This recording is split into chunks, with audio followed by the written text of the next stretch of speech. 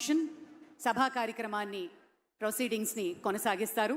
దానికి మరికొద్ది క్షణాల్లో మన గౌరవనీయులు ముఖ్య అతిథులు. కాబట్టి మరొక మాట గుర్తు చేసుకుంటే మన ప్రధాని ఇచ్చినటువంటి పిలుపులు మీకు తెలుసు కదా.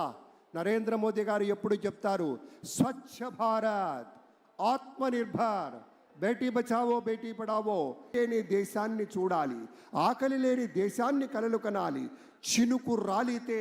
చినుకు రాలితే విత్తనమై మట్టి గుండెల్లో దూరి మొక్కై తనువంతా విచ్చుకొని మహావృక్షంగా ఎదిగి రేపటి రోజుకు కావలసినటువంటి విత్తనాలను కూడా అందించేటువంటి రీతిలో ఎదగాలన్నదే లక్ష్యంగా ఉన్నటువంటి నేత మన ముఖ్యమంత్రిగా చంద్రబాబు నాయుడు గారు ప్రమాణ స్వీకారం చేయబోతూ ఉన్నారు. అలాగే మరి ఫారినర్ రాజన్ గారికి సవినయంగా స్వాగతం పలుకుతున్నాం.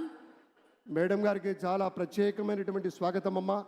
డాక్టర్ తమిళిసై సౌందరరాజన్ గారు తెలంగాణ రాష్ట్రంలో గవర్నర్గా ఉన్నా కూడా మన మీద కూడా అవ్యాజమైనటువంటి అనురాగం, ప్రేమ, వాత్సల్యం, కరుణ ఉన్నటువంటి తల్లి. ఆ తల్లికి స్వాగతం పలుకుతూ ఉన్నాం.